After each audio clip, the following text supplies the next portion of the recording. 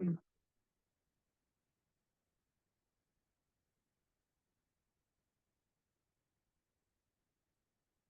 good evening, everyone. Welcome to September's NSO's Zoom meeting.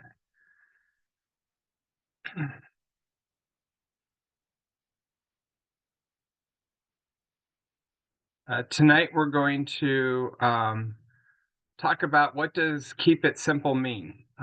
This is a topic that was actually an item that someone put in the exit survey, and so I thought I would take a stab at trying to create a conversation with participants about what does keep it simple mean.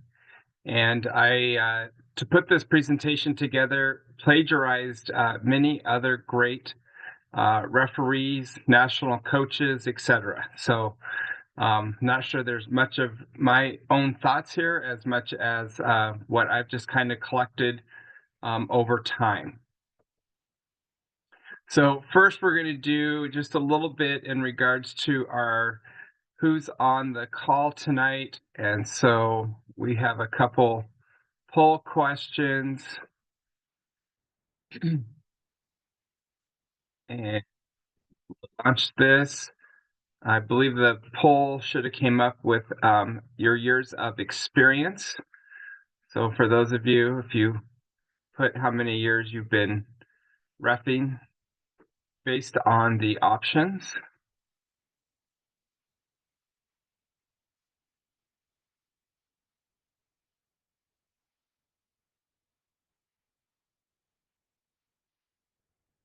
Okay, we've got about 75% participating there. I'll just go ahead and end and share the results. So most of the people on the call tonight, 26% are been reffing for 15 plus years. Next is at the 11 to 15 years. I think we see most of the referees that have kind of been doing this for a while seem to participate in our webinars. So we all need to do a better job of hopefully in getting some other referees that are maybe less years of experience engaged in our Zoom meetings. Okay. Next then is what grade are you? And let's see, I'll launch that.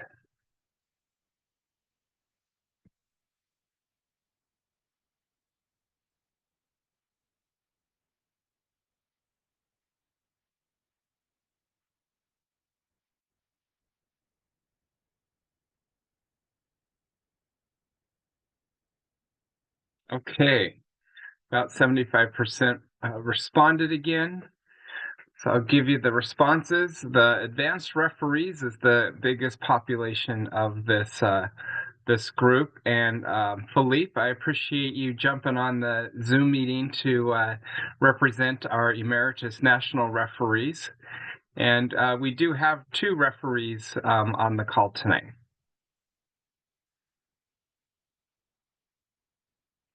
Okay, my poll questions don't match my slides. I see that now, huh? I thought what we'd start off with is what is simple definition? And so in looking that up, it's an adjective.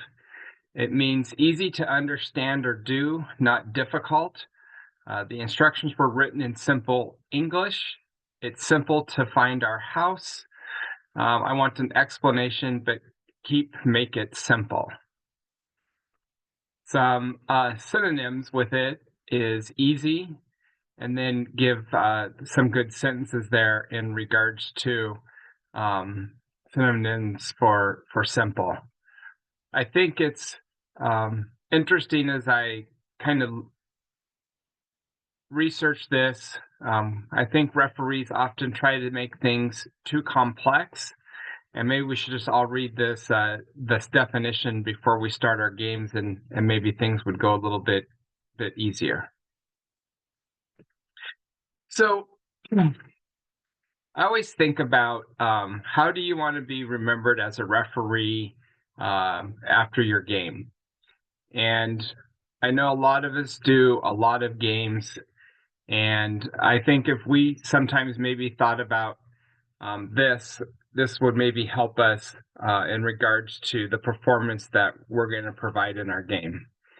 And that's really about, are the coaches and players and spectators going to remember you because you wanted to be there and you were fair, even though they didn't agree with your call?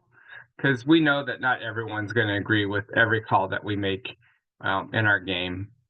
Or are you going to be the referee that the coaches and players and spectators are glad to see that you're at your next game, or do they dread that you were assigned to it? Do you want the eyes being rolled as you walk onto the field because they aren't happy with your overall performance as they've seen you in multiple occasions?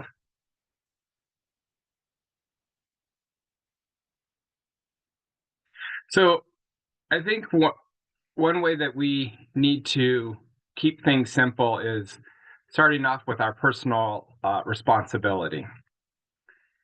And here's three concepts that I think help us in regards to keeping it simple: our appearance, our professionalism, and our fitness. Um, I think these three items really set the stage to help sell our performance on the field. And I think what's important is that there are all different levels of games out there that are available to be officiated. And maybe not all of us are up to the intensity or the physical demand of our Boys Unite team games. Um, but but probably most all of us are up for the ability to do our Boys U12 games. And so we're based on our appearance, professionalism, and fitness is the right niche for us to get into, so that way we can excel and the participants are able to have enjoyment out of their games. Preparation, I think, helps us in keeping our game simple. Knowing the laws of the game. If we don't know the laws of the game, and coaches or players question us, and we have to kind of do that thinking of, are they right or am I right? Uh, Kind of erodes away at our credibility. And so by knowing the laws of the game, so when somebody misspeaks of the laws of the game and we're able to correct them easily, that's what helps keep your game simple. Understanding the playing environment and the expectations. Kind of back to that U12 game versus the U19 game. U19 game, kind of the expectations there. We're going to probably have a lot of man management and probably a lot of running to be able to keep up with their style of play, of whether they do possession, which is, I think, what we kind of hope, or if they just play boot ball, and which then demands us to be running back and forth on the field. Or do we have a U11 game today? And will we have to maybe be providing a little bit more coaching on the field in regards to throw ins and corner kicks and goal kicks to be able to help keep the game moving along? Reminding the players to get behind the build out line as the defense is trying to bring the ball out of the back. As I said before, making a good impression is going to set the right tone. When we don't show up and look professional, it erodes your confidence from the participants, and your game may become more complex than what it needs to be because they don't think that you are prepared.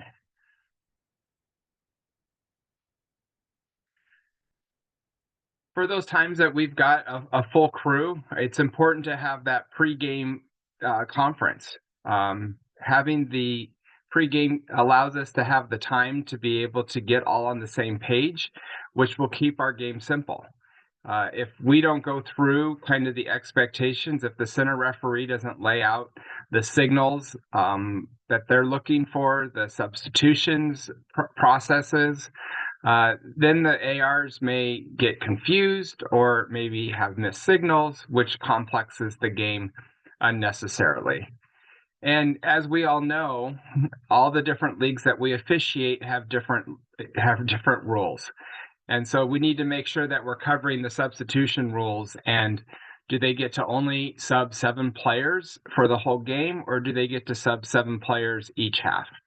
If we have a head injury and there's a trainer there, do they get to come back in if they've been cleared, or do they have to stay off the field?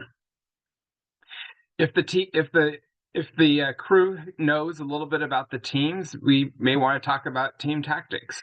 What type of style of play are they? Any players that are on the field that we may want to know in regards to that, they're kind of their playmakers. Or maybe they're the enforcer and are going to potentially create problems for the center referee. Or maybe which players are the leaders, and that maybe the refs can rely upon to help keep the teams on their side. Or any other additional issues that any of the teammates may have. Anything else that anybody can think of that may need to be covered kind of in that pregame situation in the spirit of keeping the game simple?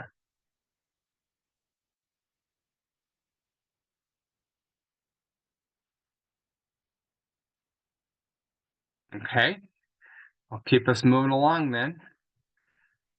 I think that if you're only thinking about keeping the game simple from the center referee's perspective, you may get yourself in trouble. I think that the ARs and their involvement can help in this success, or can potentially make it more complicated. And I think what's great is U.S. Soccer has created these zones on the pitch to be able to help our center referees and our ARs kind of know the areas of involvement for our assistant referees. And as we've talked about in past webinars, that green area is going to provide a high credibility for the AR in regards to where they're going to be making most all their calls, and they're able to sell those easily. Where when you get into that yellow quadrant, the credibility's the credibility is not as good as it is in the green, but yet probably an AR can sell a call. And they're able to maybe catch some of those things where, based on the referee's position, they may be able to help them out. And they really should be supporting the referee in regards to unseen violent conduct or any other match critical incidents if the referee isn't seeing that. And then, of course, our last zone is going to be in that red zone, because since it is so far away from the AR, they have a lot less credibility. But again, in critical incidents during the match, AR should get involved in that. What do you think happens if you have ARs getting a lot involved in a lot of the decisions in that red area? I think that we would be getting a lot of questions from coaches, or they'd be wondering, why aren't we as the referee making the call? Yep. If we have that AR making a lot of decisions or signals with that in that red area, that's definitely going to erode away the credibility of our center referee. But again, we want to make sure that as a team, they are assisting with those match critical incidents. And then I talked a little bit earlier about signals and talking about that during your pregame. And I think all of us know pretty much the universal tapping of the top pocket for a yellow card and the back pocket for a red card. I'm sure some of you have heard in your games that if you believe that a penalty occurred outside of the penalty area, maybe you'll move up the field. And if you believe it occurred in the penalty area, you'll move down the field. And I think it's so important that we stick to these standard signals that U.S. Soccer has rolled out for us. Because if we are all using the same signals for all of our games, all of our center referees are communicating that with all of our ARs, then all of our ARs know what to do. if as a center referee, I start to make up my own signals in regards to what I want, AR wants for information in regards to a yellow card, I'm setting myself and making things more complex than what they need to be. Whereas by keeping to the uniform signal of a yellow card topping the top pocket, makes it nice and easy and simple for the AR to communicate. And then I think also here's some additional signals in regards to the skirt.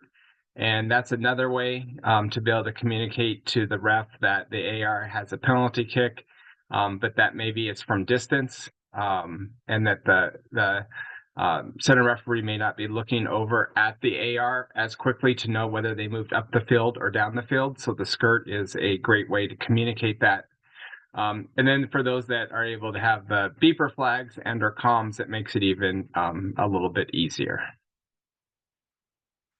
Anybody have any questions in regards to kind of discussions around signals with the referee crew during the game?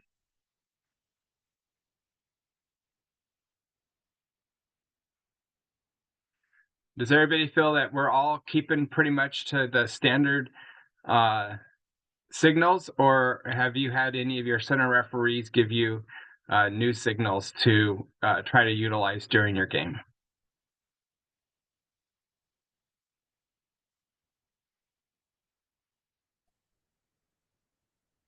Hey, Richard, one thing I would say is this, a lot of these things are things that we sort of will take for granted, right? As we do quick pre-games or non-existent pre-games, especially when doing multiple games in a row or going from field to field or whatever. So it's good to, kind of at least, good to do it here, but try and at least hit some of this when you are talking with your crews before games. Yeah, no, that's a great point, Ryan. I think that all of us have different ways and probably a different order of how we go through our pregame material. But especially when we're like moving from one game to another game, it's always good to kind of use the pregame as the ability to reset and be able to get everybody refocused on the new game and hopefully being able to walk away from whatever may have happened in the previous game.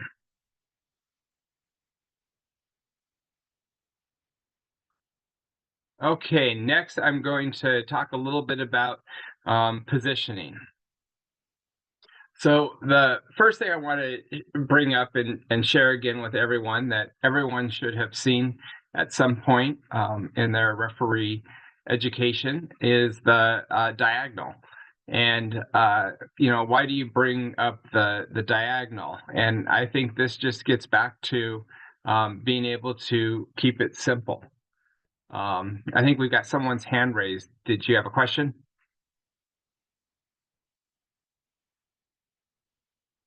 If you're talking, I can't hear you.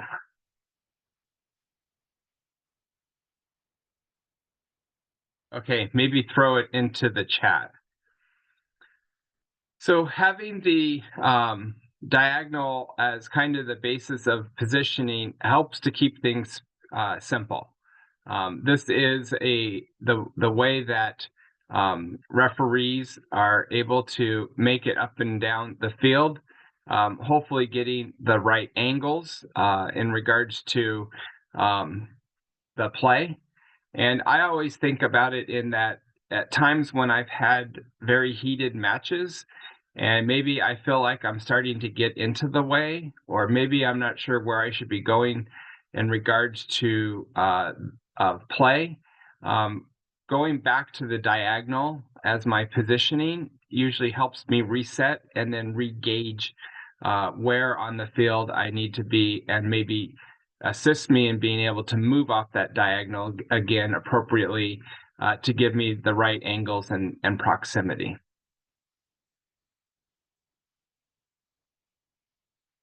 So in looking at this, I went back to some material that Mohammed Zarabi, one of our national referee coaches, Washington here, And I'm sure all of you, if you've met him before, seen him teach, or been assessed by him, he's always talking about call the fouls. And in his discussions around call the fouls, he really sees that as our ability to keep the game simple. And you probably need to call more fouls than what you're probably calling in your games. And you may, in your reflection on your matches after you've done a match, we all should be reflecting on what occurred, look at what we did well and what we liked in some of the tactics that we may have used, and we also should be looking at where are the areas that we need to improve and what could have I done better.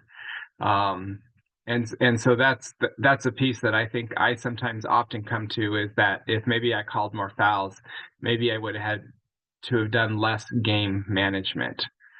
And then the next thing we're going to kind of talk about is, where do we call those fouls? And Mo did a lot of research in regards to this material, and he came up with this concept of you call more fouls in the happy area. And so you'll see here in his research, he found that most fouls are called in these 3 blue areas. And most of can anybody tell me what the fouls that were committed on the 2 ends of the field, which team they were committed by? Is it the attacking team? Yep. The attacking team is way more likely to commit fouls in those 2 half circles. Anybody think they know why the attacking team is more likely to commit the fouls in those areas? I think it's because that's where they're trying to press. That's like their goals. So, and they're defending there.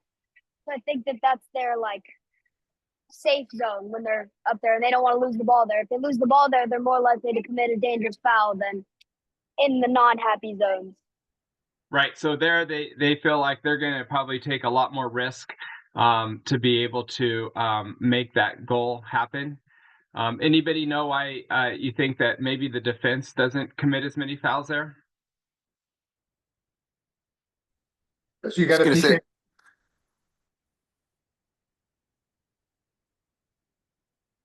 Okay, go ahead, somebody. it's given a PK, and no one wants to risk that.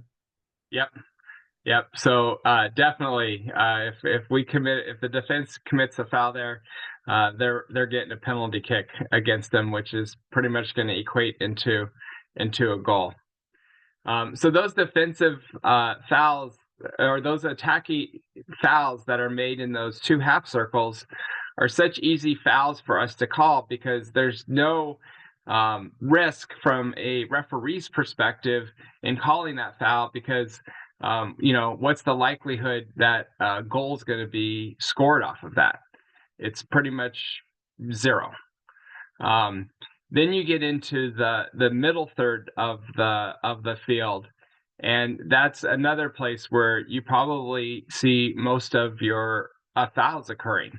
In the areas between the half circle and that rectangle, we do get some fouls here and there, but those are always way more dangerous for the defending team if they're committing them, because now the attacking team has the ability to utilize set plays and definitely increase their odds of scoring a goal. And I always encourage referees, and I always try to manage really the foul selection in that middle third of the field. The likelihood of a score being made off of a free kick in that area is very, very, very minimal and very low risk. Any questions or comments in regards to this concept?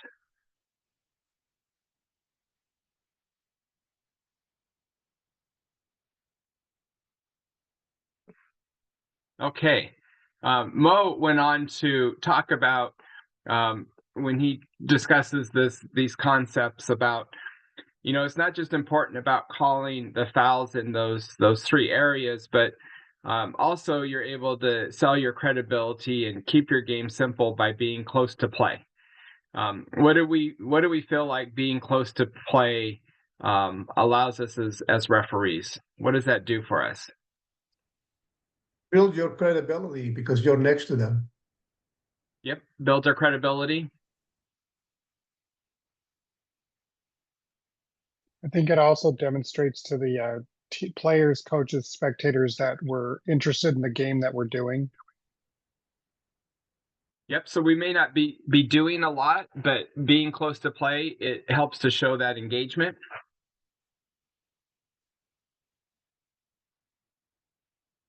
What do people think being vocal helps to do?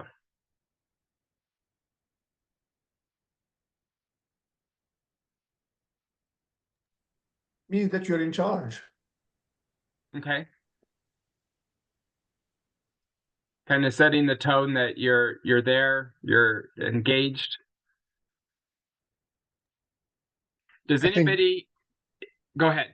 Also, I find that being vocal on the pitch helps sometimes players, and I'll just say players, coaches, spectators, perhaps understand why, like, for example, you called the foul the way you did, or and just also sometimes helping the players when you're doing the younger games understand the game better, type thing. No, that's so a good point. It's helping to communicate your decision making so that people may be less likely to be mad about a decision. Does anybody here is anybody vocal even when you're not calling something?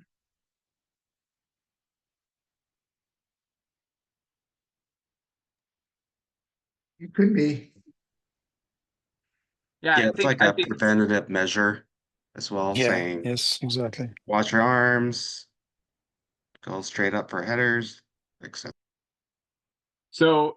Some nice proactive preventative officiating examples there, Kevin, of trying to help maybe walk through the players through the situation, which I think then when you said go straight up and the defender clobbers the attacker in the back and you blow the whistle, you probably get less feedback from the participants than if you hadn't said anything at all, because everybody's like, oh yeah, he told you to go up straight and you went through his back, so of course you're going to get a foul called.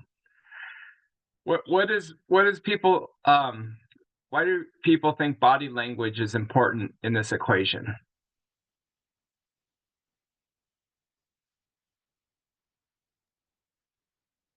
I find exuding confidence on the field also, I think, helps prevent players from thinking they, if they're, let's say they're just not happy with a call, they can have more respect for you while you're on the pitch and, in the end, respect the call. But basically, just having that confidence and poise gives people, shows you have more credibility.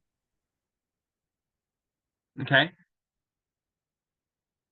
Do any of you use kind of your body language in order to communicate non-verbally? I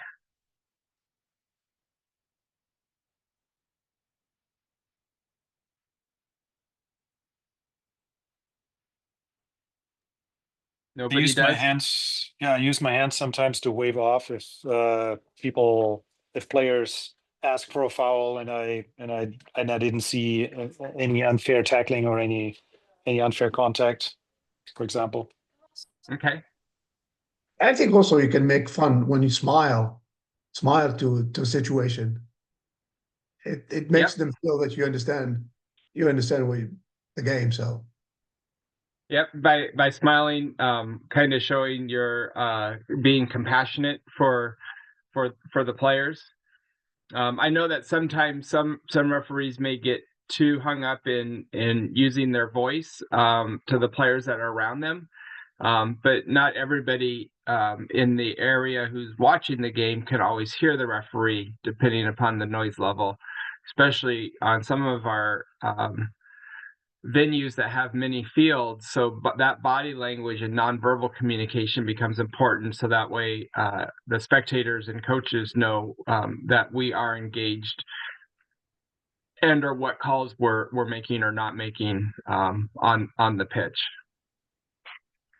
And the last one here, the don't give advantage unless a goal is imminent or on a promising attack.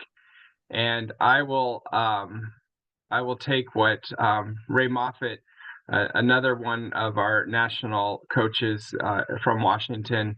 I think this is his biggest pet peeve of how referees could improve. We so often, I think, maybe you try to use the easy button and call advantage because we don't have to blow our whistle and maybe have some people upset with us when it's really not advantage. Can any of you think of some examples of where maybe you as a ref or maybe you watching a center referee has used advantage and you're kind of questioning why?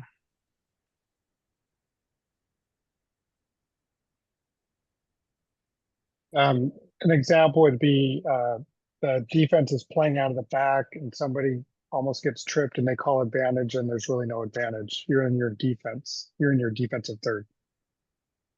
Yep. Defensive third is probably not a great place for calling advantage. I often see people who you have a defender or you have a team that has they're facing their own goal area, and maybe they're at the halfway point in the middle third of the field, and they get fouled, and we're calling advantage, and they're not even faced towards the goal that they want to score in. That's a area where I feel like we're not really selling what we're trying to give here. So I think it's really important that let's use advantage appropriately, and that's really when you have an imminent or promising attack for a goal there.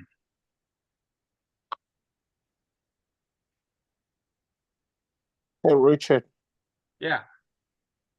I have a question about all the fouls that are committed in the box. Not every foul in the box is a PK. And I was trying to get your take on what are the scenarios that constitute a PK and what's not. Well, can you give me, I mean, it's really going to get in the area of whether you have a direct free kick violation of the laws, or if you have a indirect free kick. Maybe give me a little bit more of what you're looking for. Yeah, the fact that the defense committed a foul in the box doesn't necessarily mean that it is a PK.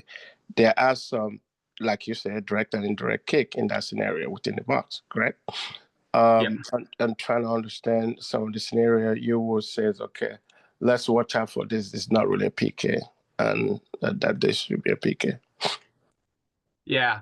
So, I mean, I'm trying to think, there's a couple fouls in which that the goalie may commit that are indirect free kick situations, like a pass back to the goalie. I had a indirect free kick in the penalty area against the defense this weekend where I had dangerous play. And it took me a minute or so to explain to the attacking team why that wasn't a penalty kick. Because I think there are so few indirect free kicks, especially that would be for the attacking team in the penalty area. When it does happen, people kind of forget. They kind of come up with that concept that any foul that occurs in the penalty area would equate to a penalty kick when committed by the defense. Does that help? Yeah, I think I'm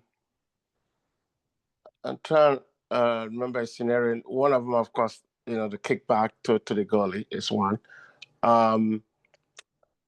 trying to remember one where I think both teams were going for a jump and one. I mean the offensive team think that he has an advantage, and or maybe have fallen down. I think that's an automatic PK. But I mean, no, you both were going for the ball, and different things to get it. You may have fallen down or get injured. That doesn't mean a PK. I don't know. I'm just trying to understand some more clarity as to what we should be looking for in those scenarios. And everything does not equal to a PK in the box. That's kind of the point I'm trying to get to. Yeah, no, definitely. I think most fouls that occur in the penalty box by the defensive team is usually going to equate to a penalty kick. So the next concept I want to kind of explore is around consistency. And I think that sometimes maybe as referees, we don't pay attention to the consistency in our officiating and the consistency across the whole field. I know I've heard referees say, a foul in the penalty area has to be more severe than a foul in the middle third of the field. And that's definitely an approach, but I think it kind of flies in the face of the concept of consistency.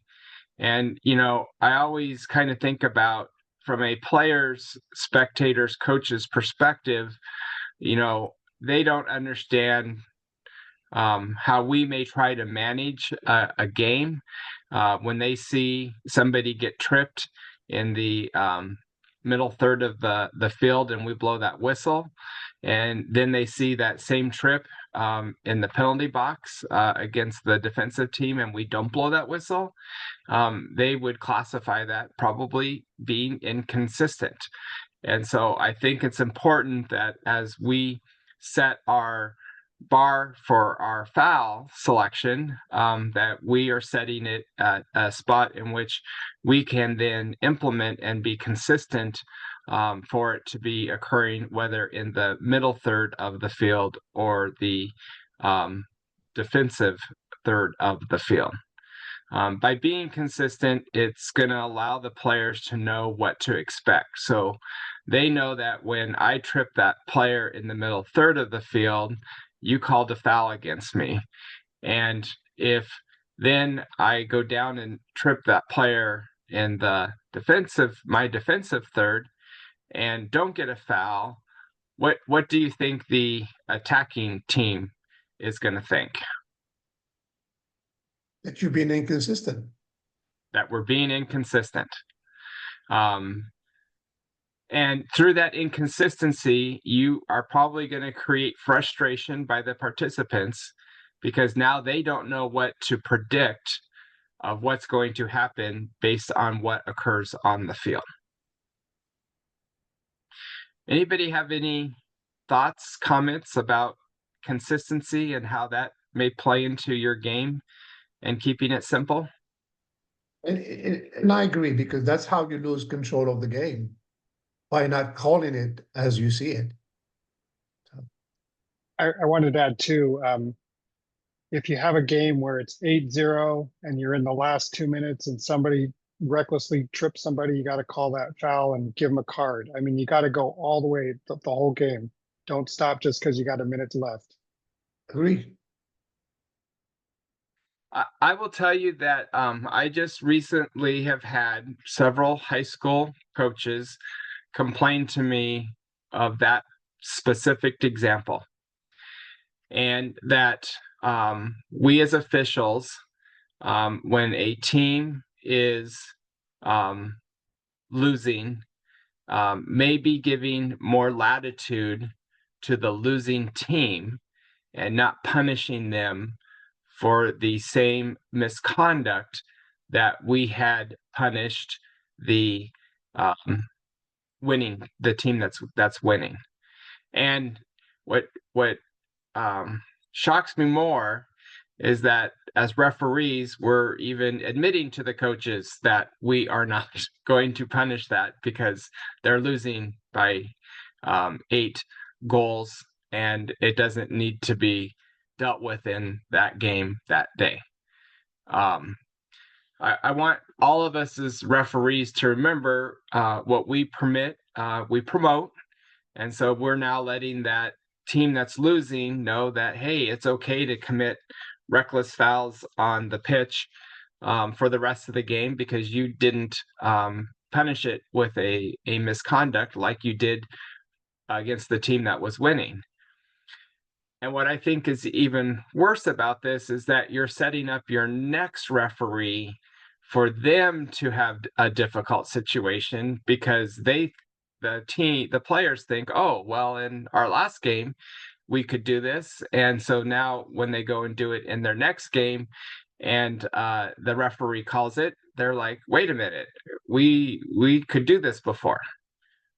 So sometimes maybe us trying to look at the big picture and not just the particular game that's in front of us, and not only just for us as officials on our game, but what are we handing the referee that's going to officiate this crew on their next game in regards to what those players' expectations will be.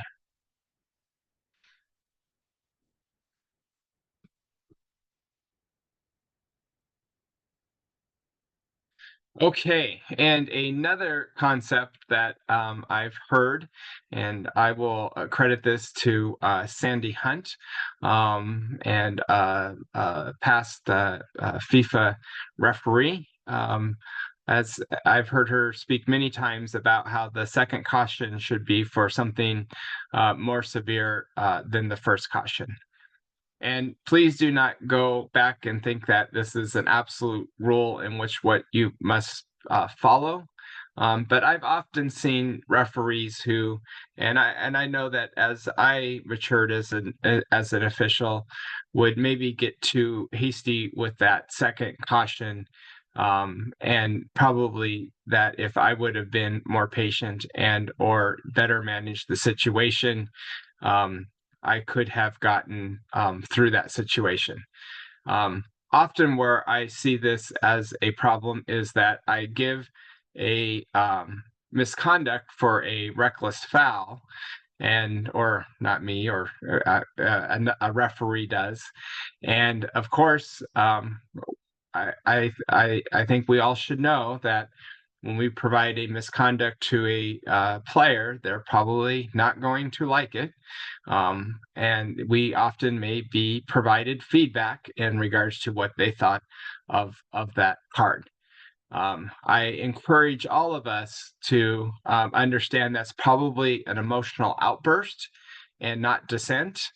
And if it is escalating to dissent, how do we as an official help de-escalate the situation to stop it from going through dissent? So that way that player has an opportunity to kind of cool down and be able to remain in the game, as opposed to me now grabbing a card, the yellow card, and showing it to him again, and then a red card for a double caution, and we haven't even restarted the game since the first caution that was given.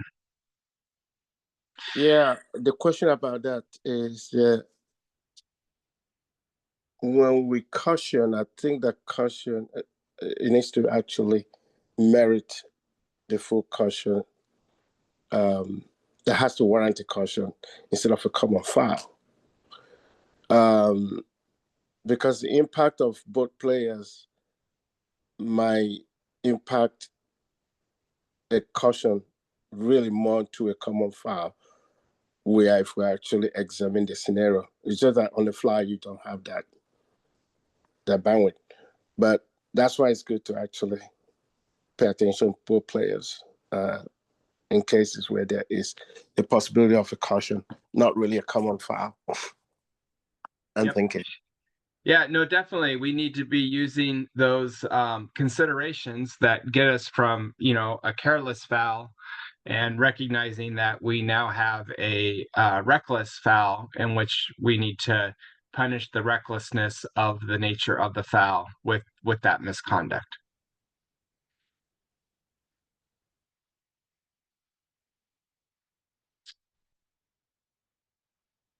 So that is the material that I prepared so far for today. I hope that maybe some of the concepts that we explored from many great individuals before me has shared with me through the last many years that I've officiated, maybe will help you in your games of keeping it simple. What questions, comments do anybody have in regards to the material tonight? I really appreciate the comment around advantage. That's very helpful. So appreciate that. I also like the acronym KISS, keep it simple. Hey, Richard, I have a quick question. I know there's probably a rule change for U12s from headers, being able to head. Yes. Okay. Great question. The Washington Youth Soccer did change their heading rule for U12. So U12 can now head the ball intentionally with Washington Youth Soccer games. So that is now back in line with Washington Premier League. So our U.S. club games, also U12 has always had the ability to intentionally head at that level. But as we go through the additional questions and comments, I did throw in a survey. Would appreciate you taking a few minutes to complete that while we answer questions and are after the presentation tonight. As I said, this was one of the topics that was recommended and the board thought would be a good presentation to share. What other questions, comments does anyone have? Oh, I just had an additional comment in regard of body language. This is Christine. The universal sign for stop, it helps when you get approached by multiple players after a big decision. So I like to just invite everybody to remember that. The penalty kick, put the hand up so you can hold your position without having to retrieve. And it does work. So people expect that. And then also in regards of abuse prevention, people don't know they cannot touch you. So this deliberate touching after that sets a clear line that's now been crossed if they come towards that hand. So just a good reminder on the body language. Thank you.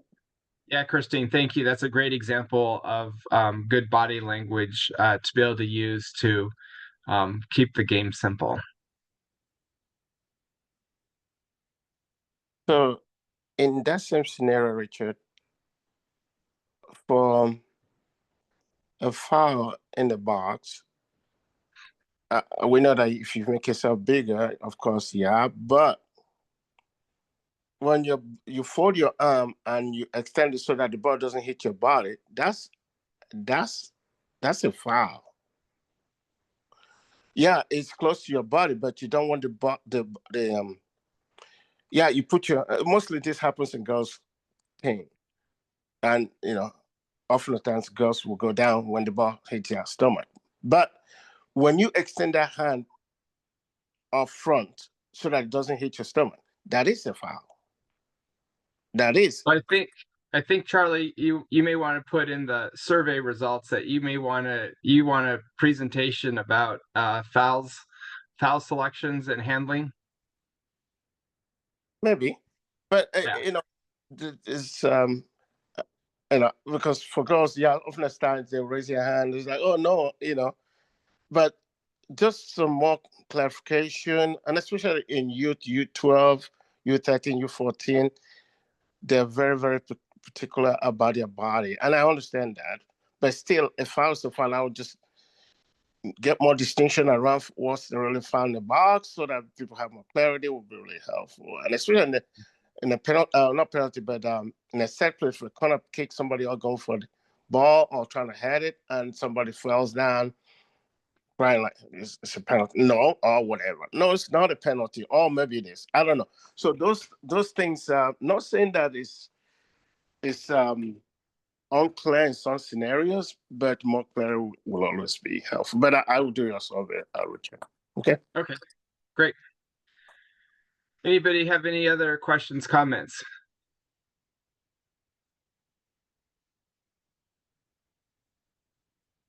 Well, great. We always try to keep this this time to about 60 minutes, and we accomplished it tonight. I know I haven't done so well the last couple months, but we had some pretty hardy topics over it. So I want to thank you all for jumping on.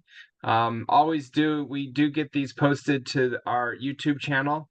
So if you have any referees asking about these concepts, this is a great resource to be able to point them to, and so that they can also gain from the information shared tonight.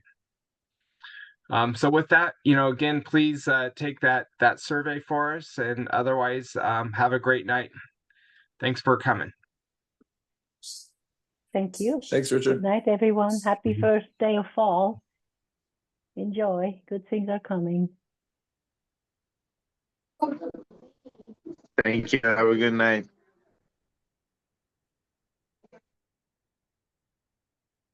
Everyone.